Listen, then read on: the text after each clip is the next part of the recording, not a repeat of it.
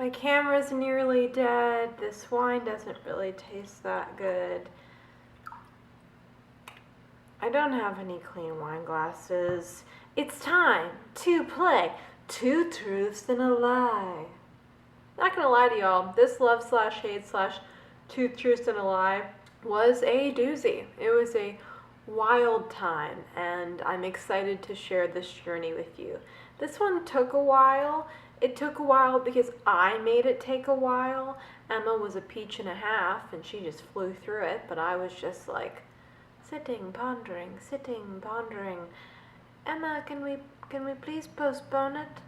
I don't want to. And then I finished it, so we're here. So this is love slash hate challenge like we've been doing on each other's channels for the last few months, but this time it's Two Truths and a Lie. So it's similar, but not at all. Okay, let's start off with the songs and see how Emma lied to me. Lied with her little British tushy straight to my face. Hello, my darling girl. I am about to lie 3 times to your face. I'm going to start with the songs because I think that's the order you usually do them in. I'm going to tell you 3 songs that I absolutely love, but one of those statements will be a lie. And I've gone like weirdly niche for this round.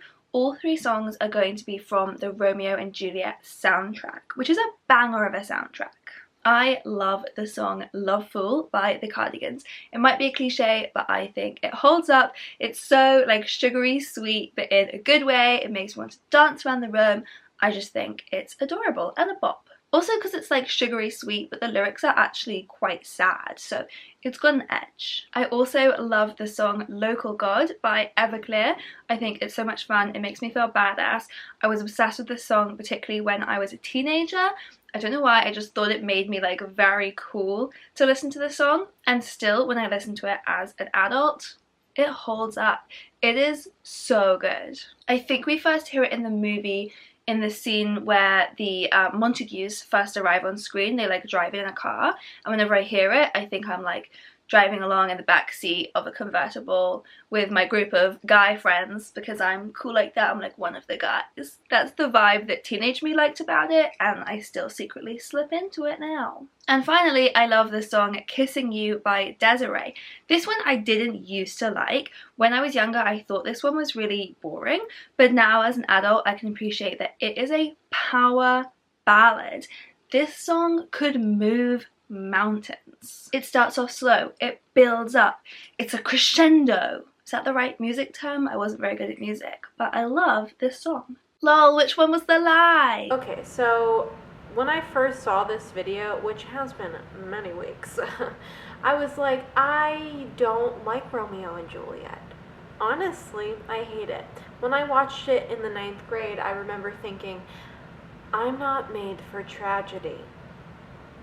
I'm also not made for Leonardo DiCaprio and Claire Danes if she's not in Stardust. And that's how I feel about that. But I was excited to get into my 90s pop song mood. I made some initial notes when I watched this video a few weeks ago, and we'll start with Love Fool by the Cardigans. Emma said something about how like corny or cliche this song is. It's a very popular song. The hook is quite famous. And I honestly forgot that this was love me, say that you want me, until I listened to it on Spotify, mere moments ago. I think the song is super fun, but I do slightly think that Emma chose this to mess with me.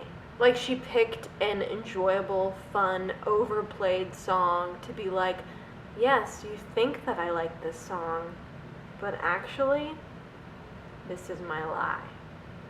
But then I heard Local God by Everclear. When I saw the Everclear, I wrote in my notes, oh my god, no. Because I associate Everclear with the throwy-uppy alcohol and also my older brother when he was in high school. My older brother is 10 years older than me, so. I personally don't like Everclear, but I realized I had never listened to Everclear. And when I listened to Local God, I was like, honestly, repetitive, but sort of fun. It's very skateboardery, it's very Joseph Gordon-Levitt-y, which will come back later, and overall, a good time? I would say mostly yes. And then finally, Kissing You by Desiree. Never heard this song, and Emma said that she didn't used to like the song, but now she likes it, which feels like she's screwing with me. I don't know. I don't have a lot of trust in one of my closest friends anymore because of this. It's been a few minutes because my camera died. So when I listened to this song, I immediately thought of Ally McBeal. If you know, you know. Show's on Hulu. Give it a watch. It's very good. I like the song fine. It's a ballad. There's a lot of awing in it. It's sort of moody. It's just not quite my energy, but I did think it was fine. Now, I feel like this was a very difficult grouping of songs because I don't think any one of them are like particularly terrible and particularly difficult. But instead of thinking that she's like double crossing me, I'm just really gonna go with my gut here and say that she likes Love Fool by the Cardigans, she likes Local God by Everclear, and she hates Kissing You by Desiree. And I'm just gonna hope that by doing what I think is right, we'll be right. So, the answers. Which of the songs from the Romeo and Juliet soundtrack did you think that I secretly hated? Because the answer is Kissing You by Desiree. It doesn't get better. I hated it as a kid. I hate it now. There is like a 20-second section of that song which I really like. The bit where everything suddenly builds up gives me like chills, but for 20 seconds it's not worth it for the boring fucking song that existed for the last few minutes. I never want to hear it again, unless it's in the context of watching the movie, because sure, it works in the movie. I think because they skip most of the boring part. I went with my gut, and I was right. I need to take a drink for this next segment. I didn't think that the movie category could possibly ever be bad. I've never had that bad of a time with the movie category, but oh dear, it happened this time around. Let's have Emma explain what she picked for me. Okay, for movies, I have themed them around one of my favourite movie themes, which is time travel movies. But I have also added an extra little twist in this one. So instead of it being two movies that I love and one I hate, it's the other way round. I hate most of these movies. So I am going to tell you my 3 statements explaining why I hate each of these films, but one of those is a lie and I actually love it. I hate the movie Donnie Darko. I know it's like every film student's favourite film, but I think it is pretentious and doesn't mean anything and it doesn't make sense. It's the kind of movie people say is their favourite movie to sound cool, but did anyone actually enjoy it? Because if so, tell me how. Tell me what it was about. I also hate The Butterfly Effect. That movie is really unnecessarily dark for a movie that doesn't try hard enough to actually explore all of the issues that it brings up. Plus it has a ton of plot holes and the ending is just ridiculous. And finally, I hate the movie Looper. And this one I hate because it was so nearly a really good movie. For like 80% of the way through when I saw this at the cinema, I was loving it. But the ending has just like the biggest plot hole that totally undermines the entire logic of the film. And like, sure, time travel doesn't make sense, but I love time travel. Come up with your system, whatever it is, I don't care, and then stick to it, and Looper really let itself down. So Emma kind of screwed with me here because she didn't do 2 truths and a lie, she did 2 lies and a truth. If anybody knows me very well, deeply, intimately, if you will, they'll know that I hate time travel. I don't particularly enjoy time travel. The only big instance that I can think of that I really like, other than like Doctor Who, is About Time. But that's because I'm in love with that ginger boy. And that's nothing to do with time travel. Let's start off with the first movie I watched, which was The Butterfly Effect. This is like a movie from the early 2000s with Ashton Kutcher. The butterfly effect has become a meme, like that phrase. I don't know. It's just Just watch my reaction. About to watch The Butterfly Effect. Scared. What happened? We were just in the woods building a fort with money for Emma is fucked up for making me watch this movie. Spiritual sequel to The Butterfly Effect, Sense and Sensibility. I absolutely, as you could tell, abhorred this movie. It made me so uncomfortable on levels I didn't think a piece of media could make me so uncomfortable. I've been around the block. This made me so uncomfortable. I don't even know how to really explain it. I hated this movie. I hated how dark it was. I hated how needlessly dark it was. I just hated every minute of it. I thought it was both boring and terrible. And I feel confidently that Emma also hates this movie. Otherwise, we're gonna have a conversation, Em. Next movie I watched was Donnie Darko, a movie that an ex-boyfriend of mine really loved. And I would just go, oh yeah, I've seen that, because I didn't want to admit I'd never seen it, because I never wanted to see it in my entire life, but here we are. Donnie Darko is famous for having Jake Gyllenhaal in it, for having an invisible bunny, death bunny, I don't know, and for being like a twisted Harvey, I'm assuming. Here you go. I am going to watch Donnie Darko now on my computer because I don't want to watch it on a big TV. Like, I don't want that much of my space to be consumed by this movie. I'm not excited about this at all. Patrick Swayze, that lady was on the Mindy Project. I don't know who that is. Noah Wiley and Drew Barrymore. I mean, what? This is crazy. I didn't realize. This is creepy. I don't like creepy.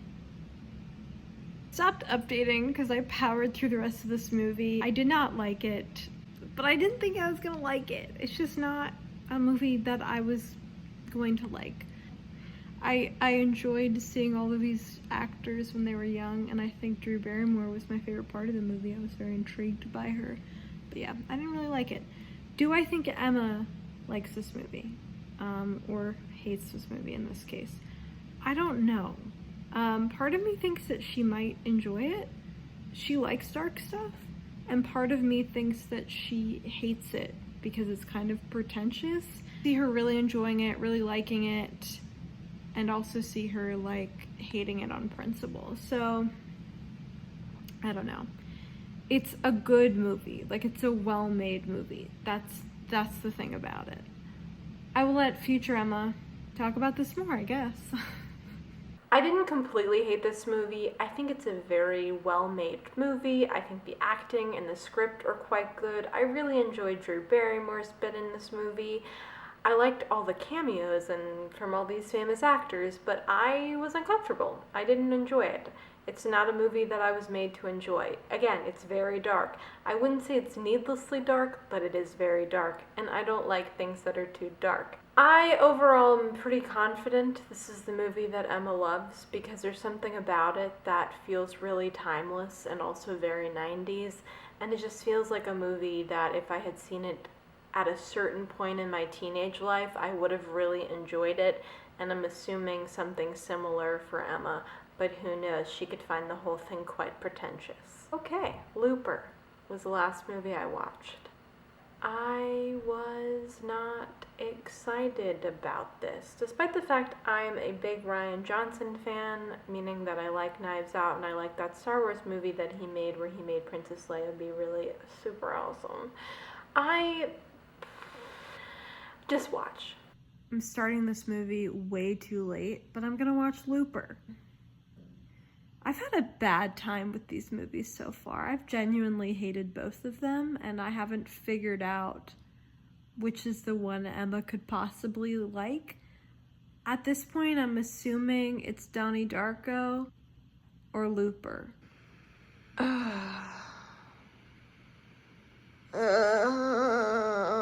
I hate time travel.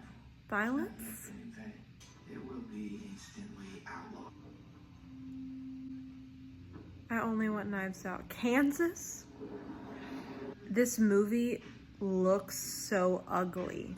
Like, is it supposed to be like a Blade Runner dark blue, but Joseph Gordon-Levitt with a weird face and accent and Paul Dano? Sci-fi movies love to make women disposable, don't they? I finished Looper, and I really did not like it. I hated every single one of these movies, which is remarkable for one of these challenges, because I tend to at least like one of them, or maybe even enjoy both, or think like, oh, that wasn't like a good movie, but I enjoyed it. I did not like any of these movies. I can appreciate their artistic merit. I can appreciate Donnie Darko and Looper's artistic merit to an extent. I cannot appreciate the butterfly effects, anything. You give you fun things to watch. These movies were so painful for me. I wanted to like this. I wanted to like this because I like Rian Johnson, but I didn't. Again, I didn't like it. I thought it was, well acted and at times entertaining, but the easiest way to lose me in a movie is to needlessly kill off a lady character to make the male character's arc more exciting. I don't think Emma likes this movie because I just don't think that she likes it. I don't think there's enough humor to it. I don't think there's enough joy to it, but she might really enjoy it. This is the one that I'm a little bit, maybe I'm wrong, but I think I'm right. Let's hope that I'm right. Okay, let's see if I'm right. The movies that I told you I hated, one of them I actually love, and that movie is The Butterfly Effect. I can't comment particularly on how well it does explore those dark issues that it brings up. I think that is definitely a criticism to be made there, but I watched it as a teenager. I've watched it quite a few times since. I always find it very moving. I find it makes me think about things. The ending is a little bit ridiculous, but other than that, I feel like the time travel logic that this movie uses mostly does make sense internally. There are a few little mistakes, but mostly I think it stands up to its own rules, and I appreciate that. Plus, I love Ashton Kutcher. Also, did you recognize that the girl that he's in love with the whole way through is the same actress from the movie that I made you watch in the Christmas love-hate challenge? The one that was the 12 Dates of Christmas, where she goes on all the different dates, living her life over and over again. God, that actress loves time travel or time loop stories. But anyway, that's her. Emma, we need to have a conversation. How? Emma, nobody loves Ashton Kutcher. You're it. I think you're the only person I've ever known who's loved Ashton Kutcher. I'm happy for you, but this is a lot for me to take in, okay? She is wily, because this is the one that I felt the most confident about. And I should have just been like, Emma would like The Butterfly Effect, because it's just why wouldn't she? She's just a wild card like this. Oh my god. And then finally, let's talk about books. Because this whole video tonally is an absolute wild ride, I had an absolute wild ride reading these books. But let's have Emma explain this. Okay, and then the 3 books I want you to read, I have picked 3 YA books for you, so hopefully it should be a not super intense, miserable time as we sometimes give each other in these videos. I'm going back to the original way where I'm going to tell you why I loved all 3 of these books, but one of those reasons is a lie. I love the book Girls in Love by Jacqueline Wilson, and in fact the whole rest of that series, but I won't make you read the whole series for this video, but I do recommend it. This book explores loads of different issues that are very real, or at least felt very real to me at the time that I was a teenager. I know the world has changed a lot since then, but I think a lot of them will still hold up. It's about a group of friends, and the portrayal of this teenage friendship felt very realistic to me. I just think everything that Jacqueline Wilson touches is gold. I also love The Unexpected Everything by Morgan Matson. This one I love because it's just so feel good. Almost nothing goes wrong in this book, and when it does, it's resolved pretty quickly, which okay, maybe doesn't make it the deepest, the hardest hitting work of literature out there, but I read it on a summer holiday and I adored it. And the friendship group in this book is just absolutely brilliant. I love the way they all interact. I love the old friendships and then the new friendships that they bring into the group throughout the book. It's just such a fun summer read. And finally, I love the book DC Trip by Sarah Benincasa. This is about a group of teenagers going on a school trip. I believe it's been a few years since I read it, and it's just very funny. It has a slightly more controversial sense of humour, which, as you know, is definitely up my alley. It's like the perfect coming of age story for people coming of age today. It's like the perfect update of the books that I grew up with. Which one was the lie? Going into this, I had no thoughts, just vibes. Let's start out with the first book I read, which was DC Trip. DC Trip, never heard of it. Listen to the audiobook. This is a book about a teacher who's explaining to another teacher about taking a bunch of kids on a trip to DC when she first started becoming a teacher. And it's sort of a dual perspective of the teacher and also of a group of three best friends who are kind of going through and having an adventure in DC. Roll clip. I'm about to start DC Trip. This book did not exist outside of a few random sellers on Amazon and as an audiobook on Audible. I couldn't find it anywhere else. You can't get like an ebook version of this.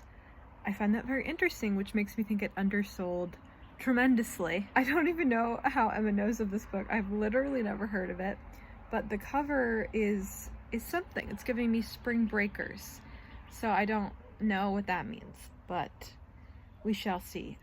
Author does the narration, which is interesting. That's always interesting with a fiction novel, so she must be famous from something. I don't know.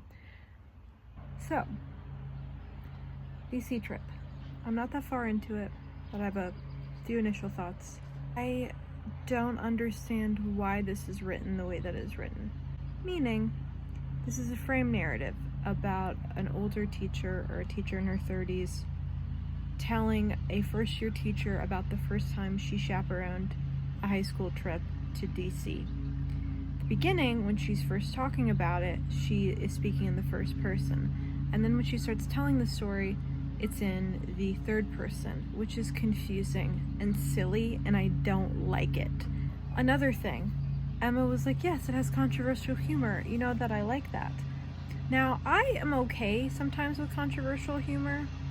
I don't like this controversial humor. I think it's like very teen comedy vibes, like teen gross out comedy vibes, but the difference is an adult is the narrator, and the adult is speaking about these teenagers in this really derogatory way that makes me really uncomfortable. She like calls a group of girls the C word, which isn't even a word I dislike, but I don't like to use it in a negative way, especially about a group of teenage girls. It's very gross. Like, there was just a, scene or about to be a scene, and it just reads like an American Pie movie. That's what it is. It feels like I am reading an American Pie movie, and I am not a fan of that. So I'm 50% of the way through, and I'm enjoying it a lot more. I'm getting it more. It's giving me more book smart and less American Pie, but I just don't understand why we ever needed the whole frame narrative. I think this would have worked just as well as just a story about a ill-fated trip to DC done from two perspectives, teachers and the students. So I just barreled through DC Trip, and I have very mixed feelings about it. I did not enjoy the narrative element. I feel like y'all could figure that out. I didn't like the gross out element, but I thought the heart of the story was really sweet. I liked the romance. I liked the friendships. I think my main problem was the tone. Like, on one side of it, it was American Pie. And then on the other side of it, it was a 2012 very wholesome YA book. And then when it hit its sweet spot, you had like a book smart. And that didn't happen as much as I wanted it to happen. It sort of happened more at the end of the book, but I think having this mixed narrative of both the teachers and the students kind of made it very nebulous, which could be a good thing or a bad thing. I'll let me talk about it in the future some more. I wanted to hate this. I thought, again, as I said many times, I was very confused by the perspective of this book and the tone, and maybe the fact that I think it was supposed to be young adult, but who really knows? And sometimes I thought it wasn't that funny and kind of made me uncomfortable. But overall, I did think it was really entertaining, and I think it was sweet at times. I mentioned in that last clip a little bit about the references that I felt like it fit into, and I feel like this is definitely a book that Emma could enjoy, and I think it's super fun and kind of heightened and silly in this sort of like old school teen comedy way, which can be a good time. So I think she likes this one, not 100% positive. Next, I read The Unexpected Everything. Now, I'm a big Morgan Matson fan. Despite the fact that I'm a big Morgan Matson fan, I had a weird experience with this book. This is a YA book about a girl whose father is a congressman, and due to some scandal, some financial scandal, he has to step away and is actually in her life for once. Everything kind of goes wrong for her summer plans, and she ends up dog walking, hanging out with her friends, and falling in love with like this successful teen fantasy writer, a la like that Dragon book series from the 2000s. I don't know. When I first read this, I loved it, but we'll get to that. This is how it went. I'm going to start The Unexpected Everything. I really did love this book when I first read it many years ago. I don't remember a ton about it, and I feel like I'm gonna enjoy this experience. But I will say that I reread Since You've Been Gone around this time last year by Morgan Matson, and it ended up kind of having sort of good feelings overall, but I didn't like it quite as much. I was a little more frustrated than I probably was when I first read it. So I'm curious if I'll have a similar experience. I want to note that this audiobook is 16 hours. I truly do believe that Morgan Matson has a problem with writing too many words in her books. They're too long for what they are, and I've always thought that. But I don't think I fully realized, because when you're reading it like physically, it feels like it goes really fast and it's just kind of sugary and sweet. But a contemporary YA novel being 16 hours on an audiobook, like, is just wild to me. It's just wildly too long. I have a theory that Morgan Matson characters, protagonists specifically, when you first meet them, you're not supposed to like them. Like, I remember when I reread Since You've Been Gone, I was like, I understand this character, I don't like her, and then I grew to like her more. This book, I don't like this girl. She's very judgmental. She's so judgmental of like her friends, of the potential love interest, of this potential employer. She's very judgmental. I don't really like her, but will I like her? Probably. That's the magic of Morgan Matson. I don't love it when there's a writer character and we're forced to read whatever the writer character has written, because I think it's really boring. Especially like this book is a contemporary YA and the writer writes fantasy, like high fantasy. Like, I didn't sign up to read random bits from a high fantasy novel.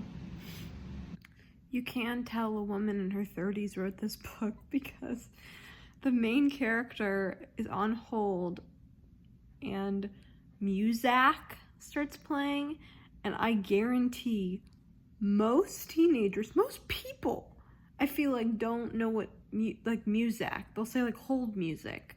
Like hold music started playing, not Muzak. That feels like it's like pulled from the 90s. It's pulled from an episode of Seinfeld. I haven't read the last book yet, but my prediction right now, halfway through, is this is the one that Emma hates, because I'm enjoying it less than DC Trip, and I didn't even like fully enjoy DC Trip. I just thought it was a little more entertaining. I had a lot of problems with it though. This, for whatever reason, and I think it may be the audiobook factor, isn't doing it for me in the way that like other Morgan Matson books have.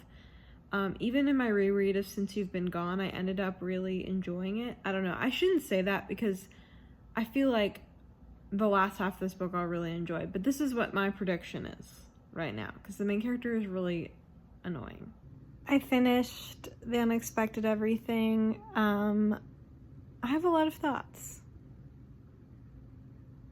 I didn't really enjoy this book upon reread. I think the ending is really satisfying and I think it's sweet. And I do think parts of this book really shine. I think that Morgan Matson writes satisfying family stories really well, and that's what I really like. I think her last book, the book before Take Me Home Tonight, which is called Save the Date, is her best book because romance is the smallest part of it. I think she writes family better than romance. A lot of the time her romance feels kind of rushed, it doesn't feel very interesting, but I will say that when I first read this in 2016 when I was like 21, I thought it was really sweet and really cute. I just didn't really find it as cute anymore. I thought it was sweet, I did, but it felt a little more juvenile, and that's because it's not written for me, and that's okay. I think the friendships are really annoying, and I like the fact that they end the way that they do, because I feel like that's more realistic. These are not perfect friendships, and these kids have some stuff to work out. Overall, thought the main character was really dry and boring, but that could have been the audiobook narrator. I thought that her arc was not that great, I wasn't that interested in her, and I thought she treated a lot of her friends quite poorly. Versus when I reread the book Since You've Been Gone, where I felt like that character had a great character arc, and I ended up really liking her by the end. I feel that way with this character. I'm not going to say it's a bad book, I think it's too long, and I think that while it captures a mood of summertime and being a teenager, I just didn't really enjoy it that much, and it kind of was a slog to get through, and by the end I was listening to it on like 3 speed to get through it. Finally, I read Girls in Love by Jacqueline Wilson. This is a book that Emma said, like, real issues for a young Emma. This book came out in the late 90s, which I didn't find out until like the very end of my experience listening to this book. This was a super short audiobook, and I flew through it. This is about 3 best friends who are kind of dating for the first time. They're like 13, 14, quite young, and sort of going through all of that, family issues. I talk a lot about all of it in the clips of me reading it. Here you go. I'm gonna listen to Girls in Love. It is a very short audiobook, so I think I will be done with it very quickly. I kind of predict this is one of the ones that Emma loves, just because from the era in which this book came out, which was the early 2000s, I do believe. So the lady doing the audiobook sounds about 60 years old. Like a fancy British Maggie Smith. And I think this book is about a 14-year-old. I sort of love it. It's so weird. Another hallmark of these books is having a main character date a boy way older than her. Like, these girls are like 13, 14, and one of the girls is dating a 17-year-old boy, and she's 13. But it has some funny jokes. There's a funny joke about Oasis that I liked. It is really weird to hear this book read by Dame Maggie Smith, basically. Another hallmark that I do really like of these books is there tends to be this like real emotional through point that is very subtle, or it's like not the biggest part of the book. Like this book, the main character, her mom has since passed away, but she's got a lot going on with her family. I also love the fact that she's made up all these lies about having a fake boyfriend, but ends up writing these letters to this nerdy boy who's really sweet to her. So, and I will say that the creepy older guy stuff is challenged, like everyone knows it's creepy kind of thing. But finished Girls in Love. I did not realize this book was from 1997. I enjoyed it. It was cute. I'll talk about it right now.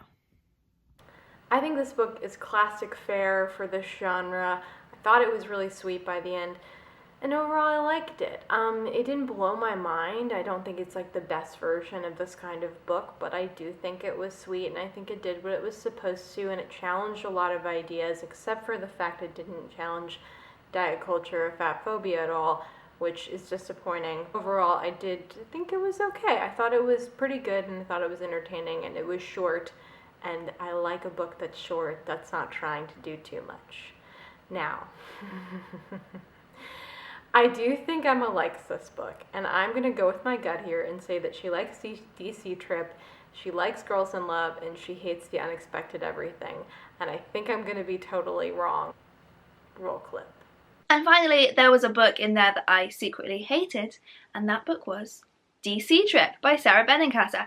I didn't think it was funny. I didn't think it was a good update. I actually found it really problematic at the time I read it. It's been a little while since I read it, so I probably should reread it to check before I make these statements. So don't quote me on it being problematic. But I just remember at the time reading it being super, super annoyed with all of the little throwaway comments that were being made that I didn't think were funny and I didn't think were deliberately ironic. I just thought they were annoying and mean. Also, the characters didn't feel real and I was bored and I hated it. So how did you do? I hope you failed. Love you! This is the worst I've ever done. I'm so fascinated by how badly I just did on this. This is the thing about DC Trip. I think it's like better than you expect. Like, they throw a lot that I don't think works. I think it's similar to a lot of YA that's trying to be edgy and they just don't pull it off. And I do think it kind of challenges itself a little bit, which makes it bearable and makes it mostly, I think, okay, in my opinion, although I don't know anything. But wow, I failed at this so bad. I do want to have a conversation about the butterfly effect. All right, I did bad. I think Emma did better, so good for her. I hope y'all enjoyed this. Have a lovely day.